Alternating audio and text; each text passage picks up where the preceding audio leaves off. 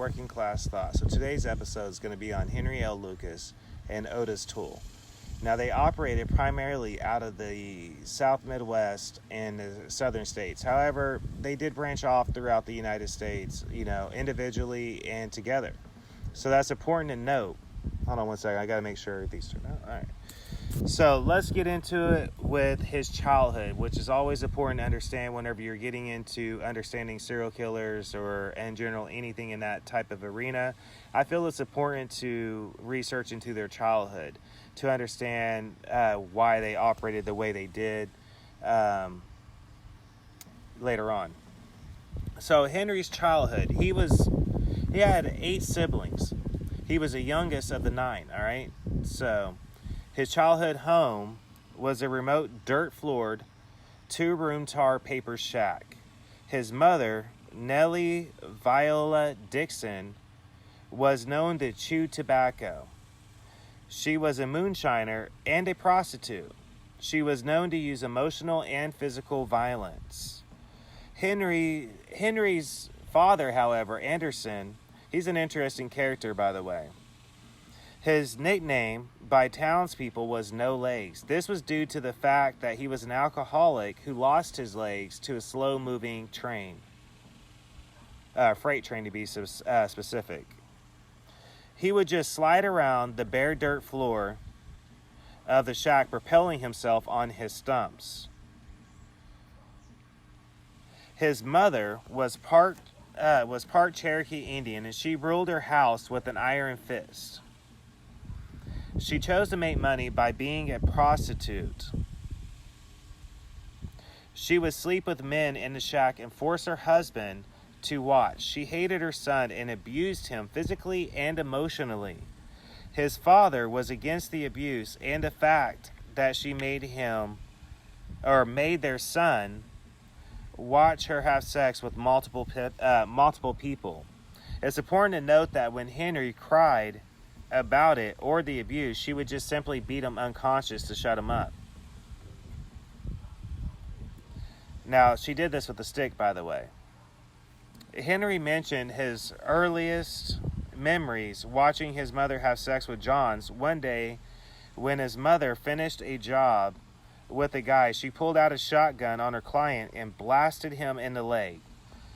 Blood splattered all over Henry. And when he cried, she beat him mercilessly. Henry is fond of a mule, for example.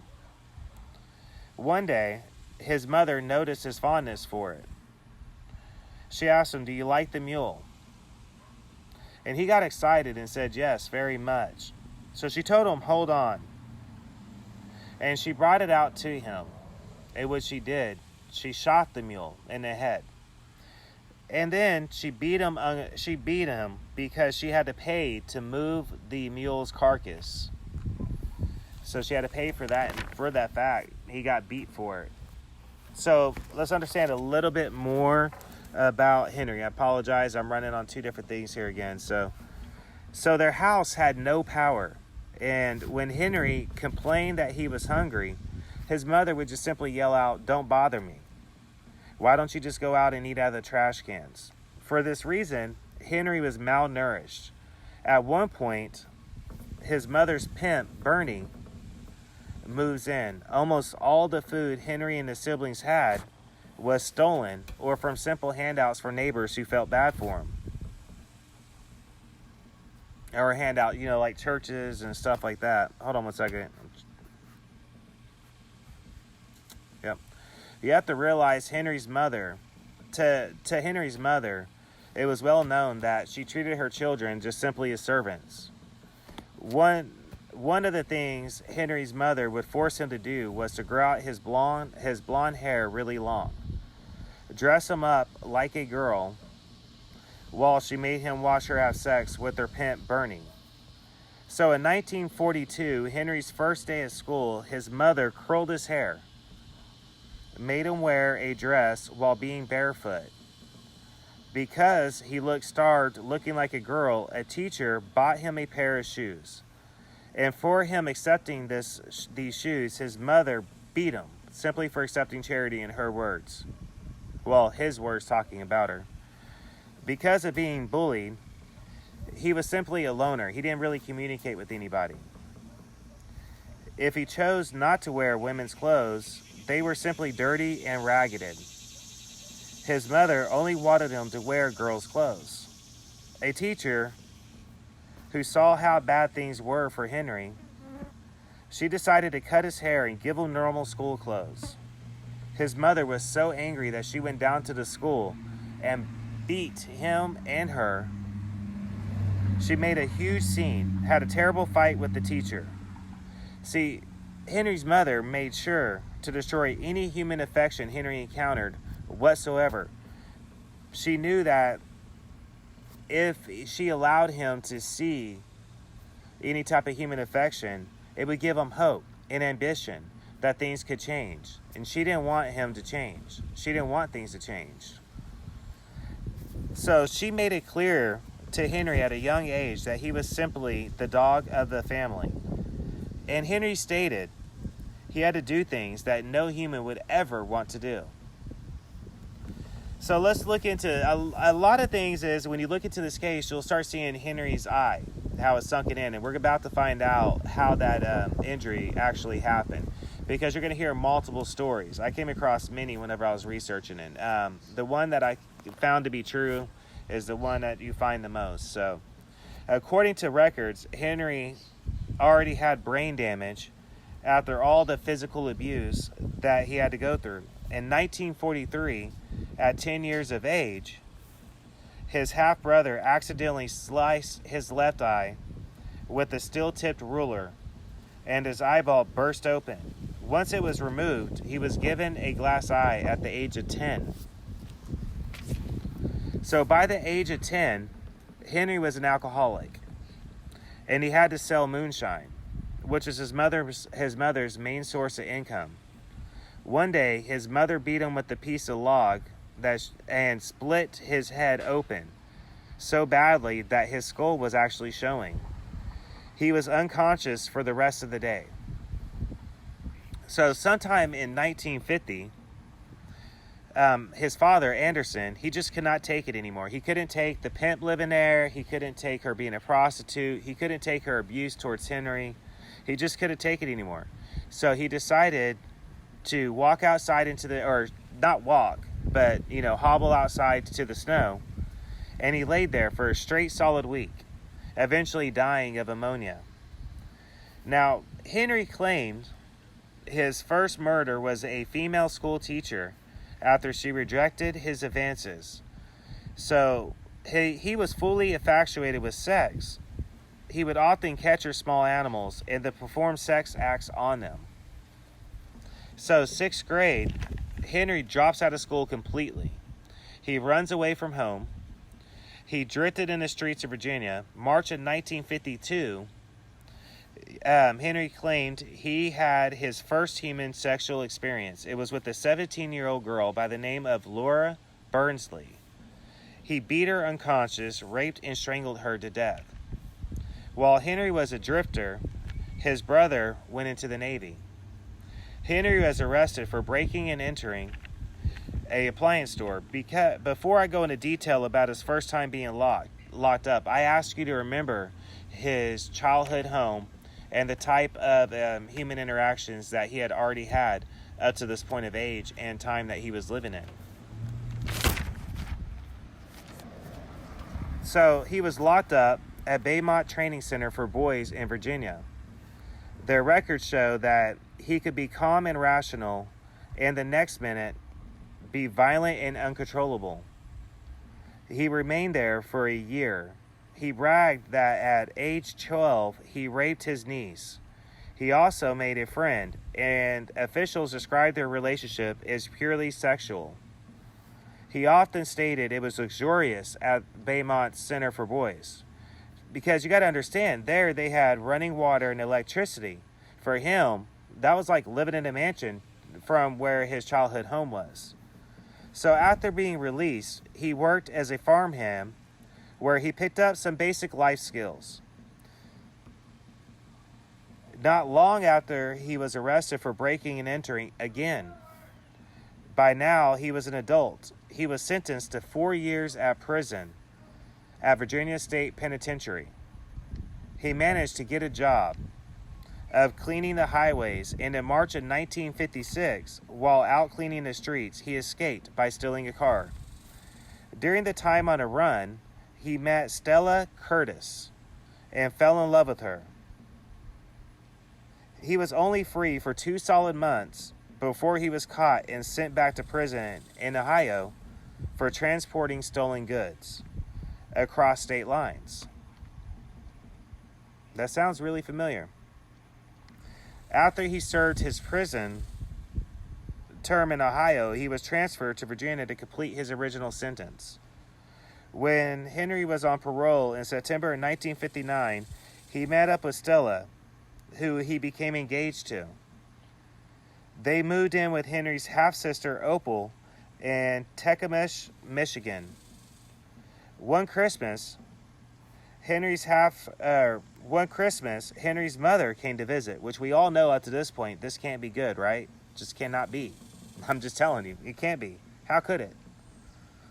She was furious about the engagement to Stella. Well, go figure, right? She wanted him to move back to take care of her back in Blacksburg, Virginia. All right, so before I go any farther, she was furious at the engagement because she wanted him to go back to Blacksburg, Virginia to take care of her. Now, remember earlier when I stated that she did not want to lose control of Henry, did not want him to have human infatuation in any kind of way, right? This is a control tactic that a lot of people will use to manipulate and psychologically control people. So we're going to move on a little bit. She one night, on the night of January 4th, 1960, while the family was in a bar, Henry and his mother argued over Stella. Stella decided she did not want to be part of the family feud. She broke up with Henry, and she went to her home. Furious with his mother for ruining his life for the second time, he went after Stella. His mother followed him. Well, naturally. Violet became intoxicated. She reverted back to her own ways as soon as she started drinking again. Really? Abusing Henry and striking him with a broom, breaking the handle over his head. Only the tables have turned this time. Henry's a little older. He defended himself for the first time since he was a child. He struck his mother in the neck with a knife. She did not die from the neck wound, interestingly enough. In fact, she died hours later of a heart attack in a hospital. So he had absolutely no remorse for this action whatsoever. And a lot of people take a point on that. Just let me emphasize the fact that he had absolutely no remorse because of all the damage that the woman had done to him. He confessed to the killings and said that he sexually assaulted his mother's corpse. Now that's fucked up. But later recanted his statement. Well, yeah, naturally. He was arrested in Ohio and brought to Michigan. He was charged with second-degree murder. He was sentenced in March of 1960 for 20 to 40 years in the state prison of southern Michigan at Jackson. While Henry was in prison, he claimed he kept hearing voices. One was his mother. To stop them, he decided to commit suicide. He sliced his wrist and stomach open, but every time he tried to do this, the guards would save his life. They would stop him and save his life. So he was transferred as a result of this to Iona State Mental Hospital, where he already had brain damage from further subjective massive treatments of electric shocks, brutal behavior therapy, and heavy doses of antidepressants. The treatments made him more violent. And one time he told the doctors that if he was released, he guarantees he will kill again. Henry spent 4 years at Iona Mental Hospital before returning to prison in 1966. And he was hell-bent on revenge. It's interesting, right?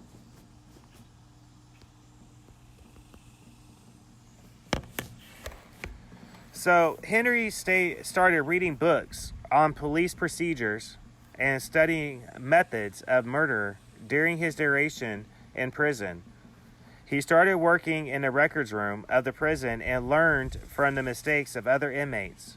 He saw that if he committed crimes against people with whom he had no personal connection and moved on over the wide open spaces of America, the chances of getting caught was remote. He also knew there were huge gaps in the communication between the fragmented and often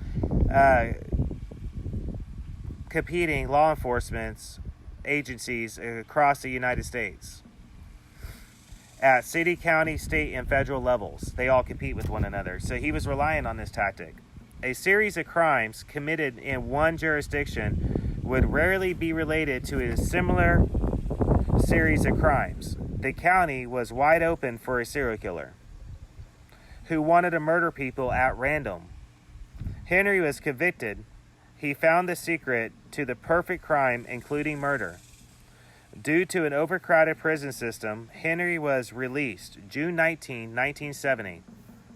No one can say when he started killing again. December of 1971, he was sentenced to 4 to 5 years in prison for attempting to abduct a 15-year-old girl at gunpoint. He was found guilty of violation of parole for having a gun in his possession. While in prison, he became friends with Betty Crawford, a family friend and a single mother. August of 1975, when he was released, he moved to Port Deposit, Maryland. He visits his half-sister and her daughter and moves in with his niece and her husband. Now that's interesting if you remembered earlier, at least to me. So it was through his niece that he came in contact with Betty in the first place, who wrote him while he was in prison. In Pennsylvania, he worked on a mushroom farm. On December 5th, 1975, he decided that he was going to marry Betty. He immediately moved in with her and her 2 daughters. Now, this can't be good. She got him a job with his brother as a wrecker, gutting and fixing cars. He would vanish sometimes, however, for a few days while going on a drinking binge. Henry struggled to hold down the job. He mainly lived off of Betty's Social Security. The whole family moved from trailer park to trailer park on a regular basis. They moved back to Maryland. Betty and Henry divorced once this happened, when Betty accused Henry of molesting her daughters. So with no family or home, Henry began to drift, and according to his own confession, began a killing spree which lasted for 17 solid years across the United States, raping and killing female hitchhikers. He confessed to killing Cindy. She was 16 or 17 years old, a runaway, somewhere up north, hitchhiking through the southern United States. The way she was dressed, Henry thought she was a hooker. He said that she toyed with him for a while off and on. Once she lashed out, hitting him as she tried to break free of his grasp. While the 2 of them fought, the car almost went off the road. Henry claimed that is when he rammed a butcher knife into her. He claimed she dragged Cindy into a field and choked the last breath out of her. He even made a sketch of her to remember the time. Of some of the murders he confessed to, there is no police record. And many of the crimes he claimed were the product of his own imagination. Alright, so I wanted to get into Henry a little bit, and I'm hoping that we can get into Ottis. I'm also running this on another source. So Ottis Toole, born March 5th, 1947 in Jacksonville, Florida. He was a serial killer, naturally. Toole was raised by a single mother after his father deserted them. His mother had been reportedly to be cruel. Both her and Ottis' grandmothers possess extreme religious views. Ottis Toole admitted killing for the first time at age 14 after he was picked up by a traveling salesman who forced him to have sex. Toole ran the man down with his own damn car. As a boy, Otis was determined to be developmentally disabled. He soon dropped out of school and turned to a life of petty crime. Important to note, his home life really was insane, and I do mean really insane.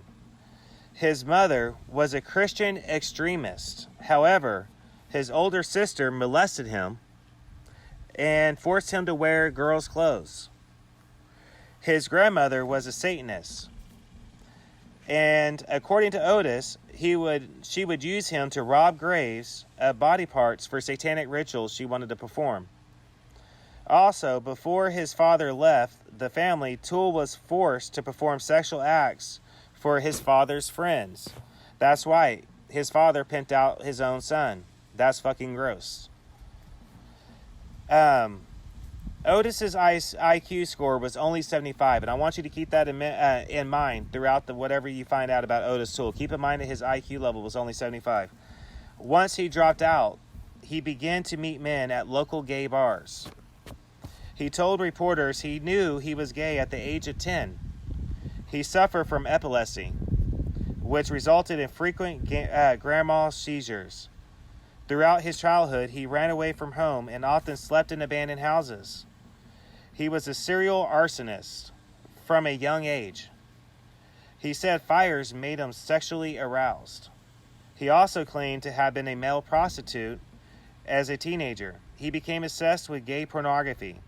His first arrest was at the age of 17, August 17th, 1964, for loitering. Information on Toole between 66 and 73 is very unclear.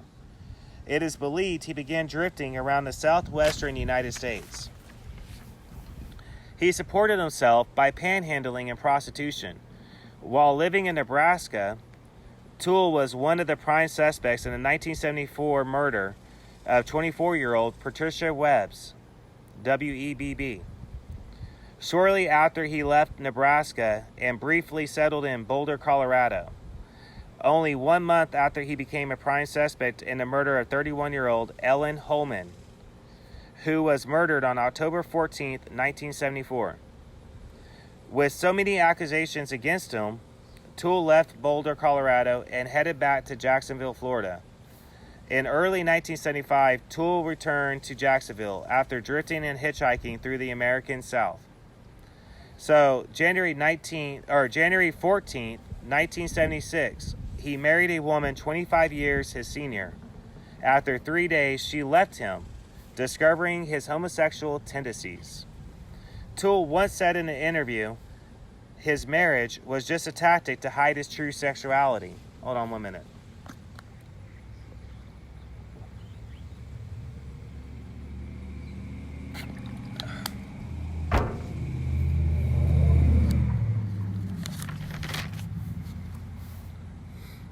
So, Henry went to Jacksonville, Florida, 1976. He did not know anyone. He ended up in the soup kitchen, where he learned they give shelter and food to those in need. Henry met Otis Toole at the soup kitchen and struck up a friendship immediately with him. At the time, Otis was a 29-year-old homosexual who cared for a subnormal 13-year-old niece, Frida Powell. Powell.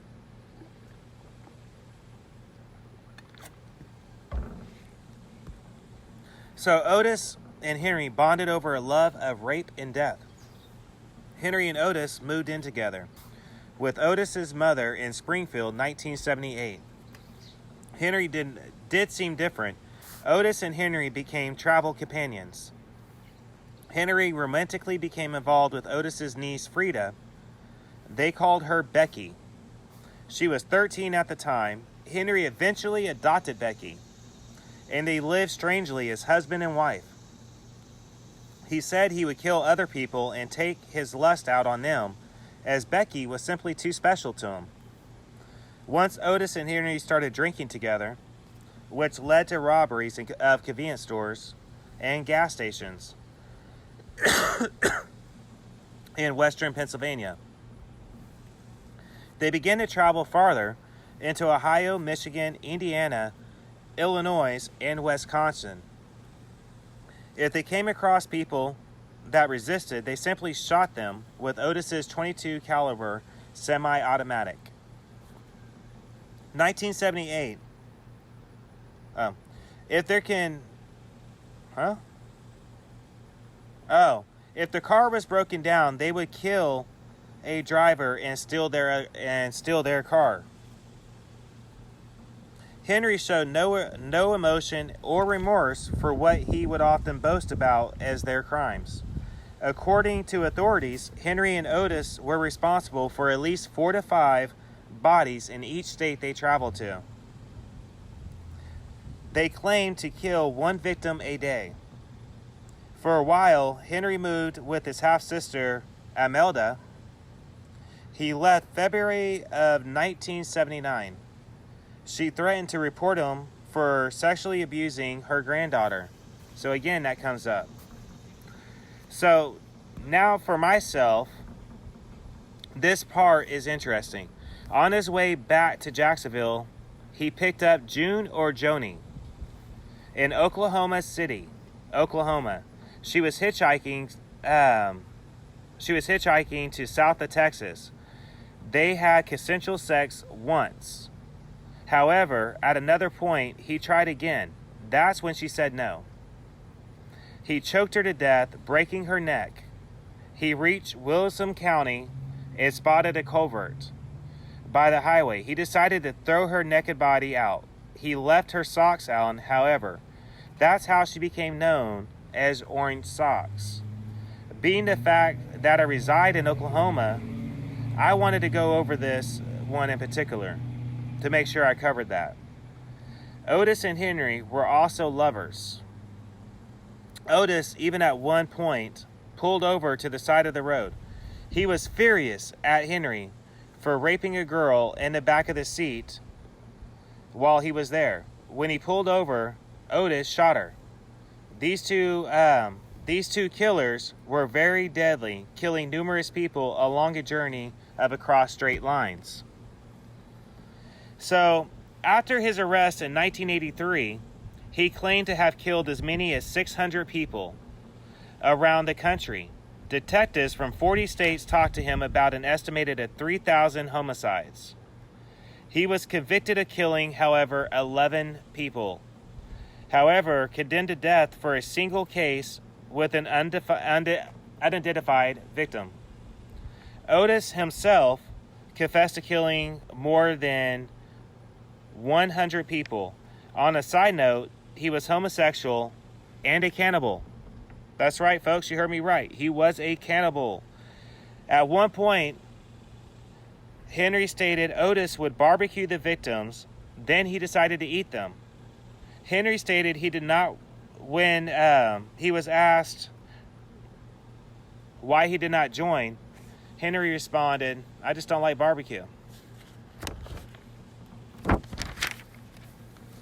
So let's get into this a little bit more. All right, so we're going to do that real quick. So I didn't feel it was important to bring up another big murder. This one, Otis claimed to do. Now, also, before getting too far into it, also understand that Dahmer, Jeffrey Dahmer, was also seen and located with a bucket not too far from the murder spot, heading back to his own car. Around the same time, in 2008, 27 years after the 1981 murder of Adam Walsh, authorities officially named Toole as the likely killer. So Toole claimed to have picked up Adam Walsh at a local Sears. Toole claimed he saw him in the parking lot and decided to offer him candy and toys. Adam eagerly walked over to him, as any kid possibly would. Candy and toys, let me run, whatever. That's why you teach your kids not to talk to strangers, by the way. All right? Adam eagerly came with him after that. After a while, Otis said that Adam wanted to go home.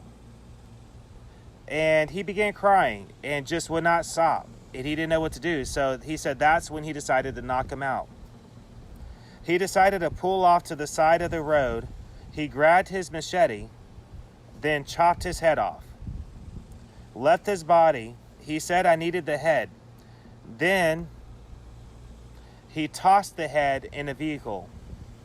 "And I simply forgot," he stated.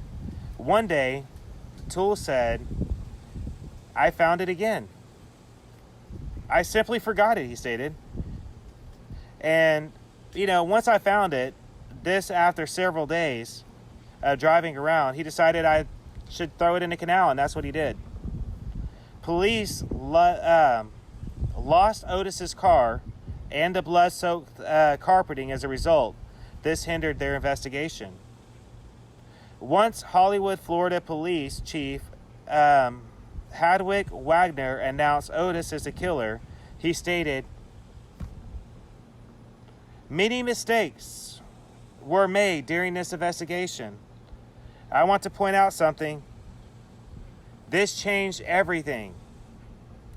John Walsh launched the biggest criminal investigation show in history, America's Most Wanted, while Ottis is already locked up in prison because he simply wanted to know.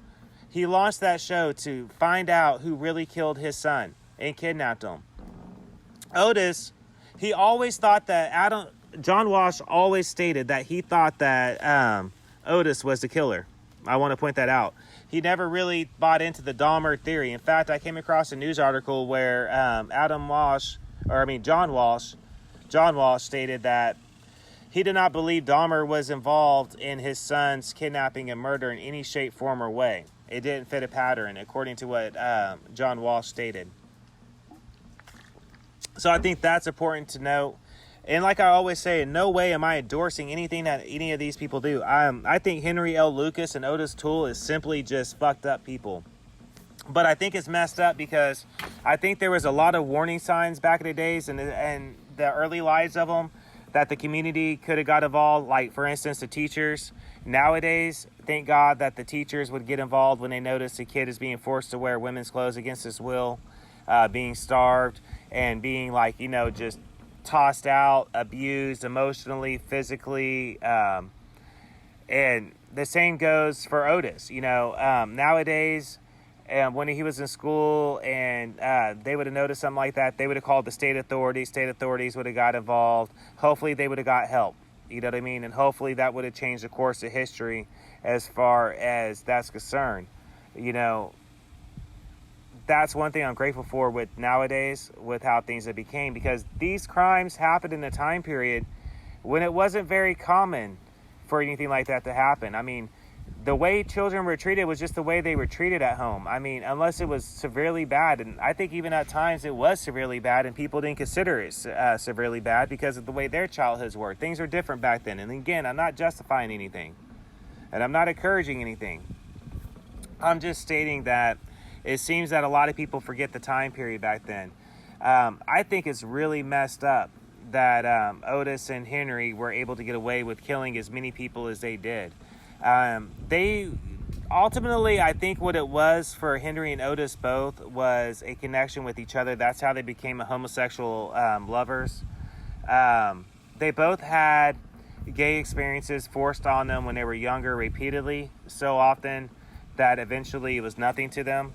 I also think that for Henry, I think that Ottis appeared to be more of a patsy, more of a go get this boy, go grab this wrench boy kind of thing.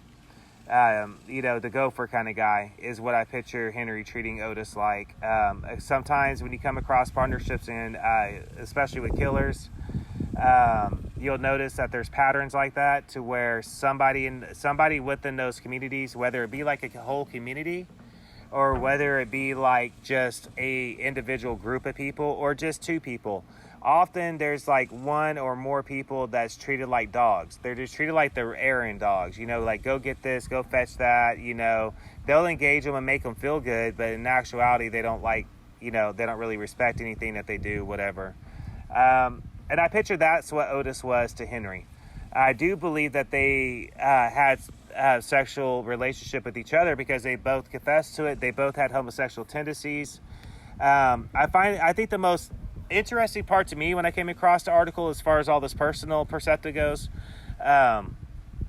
is the fact that Otis's story of once they became sexually involved, Otis became kind of controlling in a way, if you think about it. Because, Henry was doing this thing with this girl in the back, getting ready to kill her and rape her. And Otis said, "Hold up, man, what the fuck are you doing?" And he got so mad, he pulled over the car and shot the girl. Do you get what I'm saying? So there was that. I feel like Otis had this need for companionship, and I don't feel like Henry knew how to handle that. So it's a twisted. This is a twisted, really twisted research stuff I came across. Ironically, though, I came across worse. These two were just really messed up psychologically. I mean, it really messed up. I mean, Otis actually was a cannibal. He did kill. And in fact, my Working Class Thoughts Facebook page, I have an album now. I'm going to start doing, on all my episodes, I'm going to start doing an additional album. On that album is an index card, which is one of Otis's actual recipes for what he called barbecue sauce or ketchup recipe. And this is a cannibal recipe. So this is one that he actually had handed out to somebody. I came across it while researching. I was like, okay, so that's what he did. Henry never did eat anybody, as far as all the information I came across stated that Henry didn't really eat anybody. He didn't take part in that. That was kind of Otis's thing, not his. Henry was more into just raping and killing. And I feel like Henry wanted to be the baddest serial killer ever in the face of history. Otis as well. That's why they claimed to kill so much whenever they got locked up. So there's only two factors to consider. Either one, they truly wanted to go down in history as the worst serial killers of all time. Or two, they wanted to go into prison with everybody knowing how they killed so many people for stature.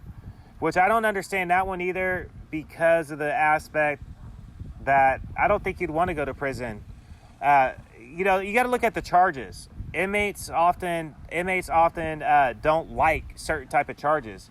The fact that Henry liked to have sex with dead bodies and animals and underage girls and kill them, and the fact that Otis was a homosexual who also enjoyed raping and killing underage girls and boys and was a cannibal, I think other inmates would honestly jump him. I think other inmates would probably try to take him out. That's not something that inmates in the prison structure actually can. They don't condone that. Inmates actually have their own sense of value. A lot of people don't understand that. Inmates have their own sense of their own bylaws kind of things. And it's not really bylaws. It's just kind of common sense things that you pick up, and they live by these codes. Not all the time. I call them convenience codes. I call them convenience codes because it's like they kind of live by it whenever they want to, or when it's convenient for them. You know what I'm saying? That's the only time they really honor it, it seems like, But we're not going to get into that. We'll save that for a different podcast. We're going to get back into this. So, and the other thing I emphasize is this did launch the biggest criminal investigation show in worldwide history, America's Most Wanted. I mean, that sucker ran for years. And it's ironic to think that Otis killed his son, confessed to it. They were so hell-bent on trying to pin this murder on Bundy that's how that happened. But then later on, it's good that John Walsh finally got closure for his son's murder. And, even though it was the person he thought that already did it anyways. I mean, let's be honest. He did say that. He said, I thought it was him the whole time. I didn't think it was Bundy at all. So let's keep or Dahmer. Sorry, not Bundy. Dahmer. I keep getting those two turned around. Fuck. Anyways, so I think all of that needs to be taken into consideration.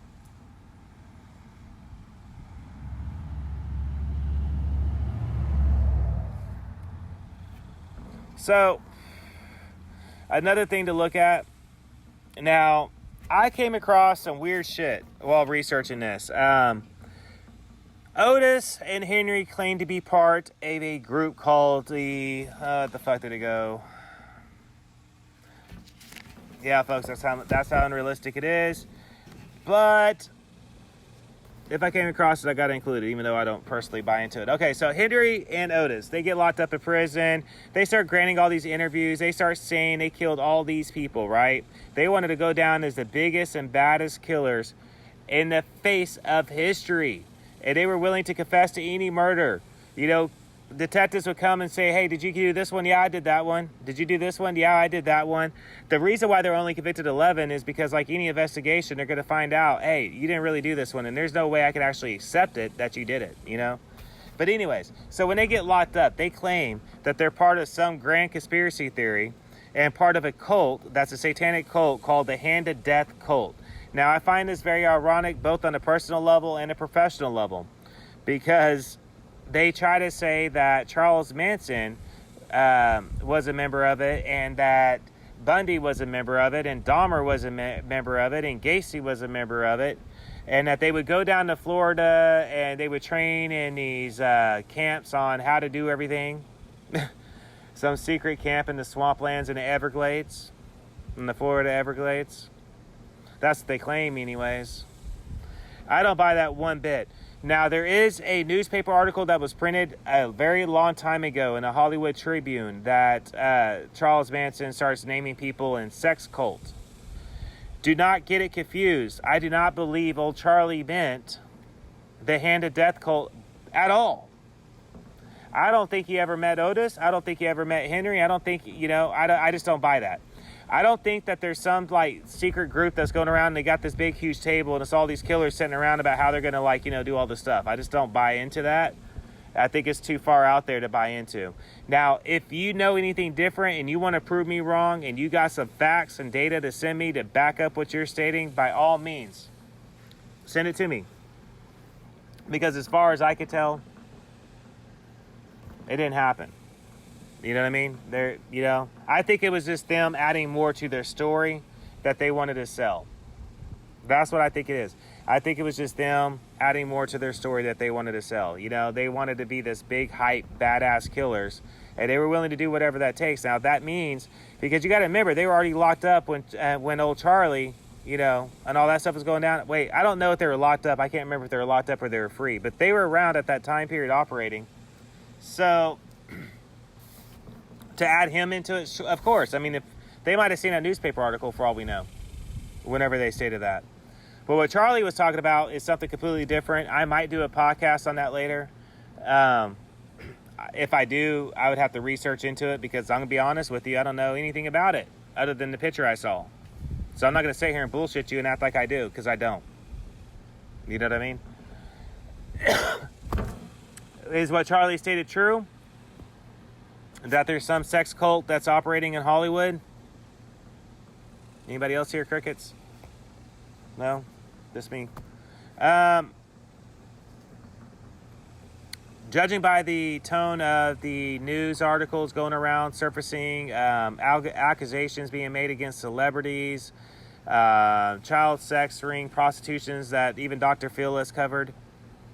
Do I think there's one operating? I can't say for a bona fide fact there is. Do I think that there's a potential of one that maybe have always operated? I can't say for certainty that there was or that there is.